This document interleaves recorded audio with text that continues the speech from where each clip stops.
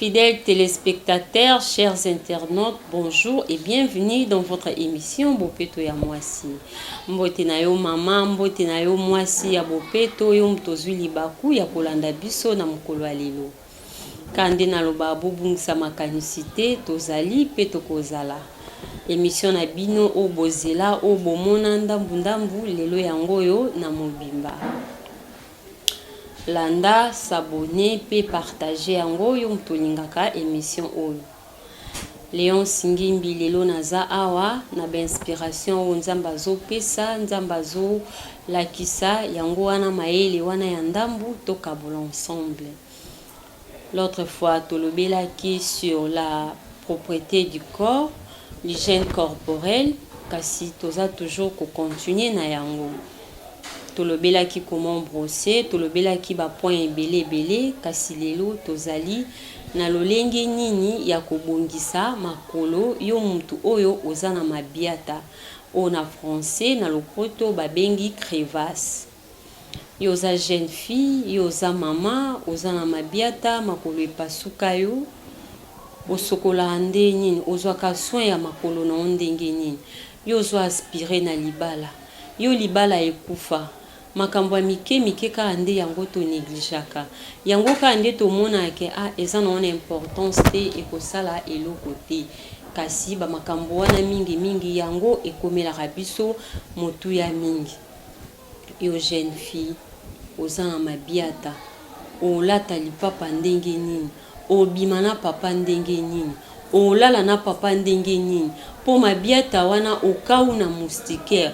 eko kanga moustiquaire eko kata pe moustiquaire tango esali loko bongo papa akende wapi après yo maman ko kende wapi oke kolela na pleureuse olobaka nzamba tikinga yo mwasi zwa soin ya nzoto na bien oza na mabiata kozanga glycérine te kozanga savon te kozanga oto bengi na lingala libanga te na français pierre foncé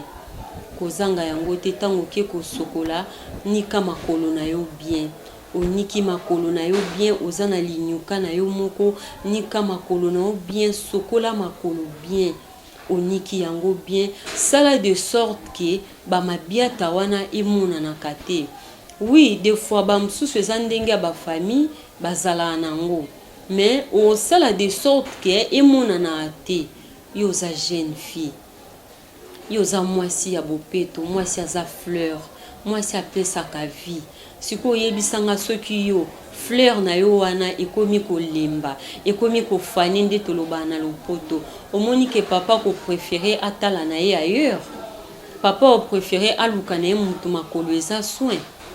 yo mwasi ko négliger yango te zwa soin ya makolo na yo nika makolo na yo bien sala en sorte que ba mabiata wana ezala te emona na te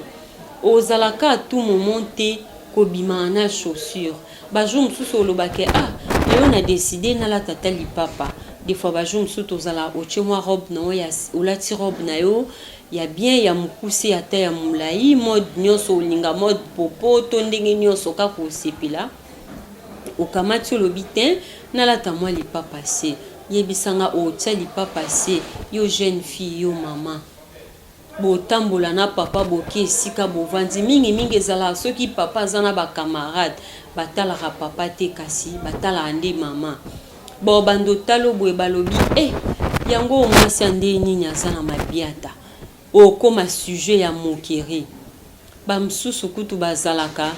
soki papa alinga lobaka elo moko alongba kuna yo mwasi na mwasi no mabiata wana mwasi o makolo ya mabe okoma lokwa exemple okomi lokwa slogan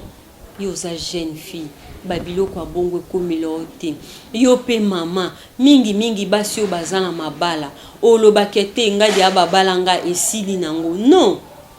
nzembo mona yoka eyemba ke musicien mboka na biso moko ayemba motema eponaki yo lelo lobi pe koboya yo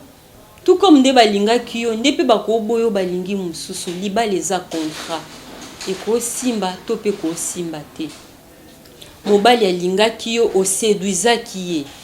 continue ka na séduction wana tina ndako zala kaka na séduction bongisa ko banda mutu na yo tina makolo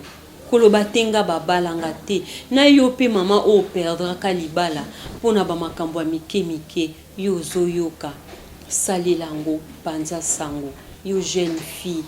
zala soin zala propre zala swag nde bakinois tolobaka zala swag nika makolo na bien pakola verni na yo soko okena bana verni te basimba makolo na yo babiloko no moko sombi babongisa ko makolo soki po bando kende basala ko ba pédicure chaque semaine chaque jour ndeka omona na ba moyen na yo mama sala yango séduire papa wana kaka ndo séduisaki na mokolo liboso kotika ete akenda yerte po soki otiki papa bongo ye bango mama oko regretter oko lela jeune prière bangomba ekoma ya yo pona lelo otozaki nango ya koloba yango wana. Merci mingi na bino balandi, merci mingi na groupe nangai, merci mingi na ba internaute nyonso o bazolandanga, na pesi merci pe belé na équipe rédactionnelle o basunga kinga, nazomona cameraman nanga Jérémy Makila, pe nazomona monteur nanga papa o na benga kaye, Gypsy Aboni, na pesi merci mingi na bino tokutani na mikolo ezali koya.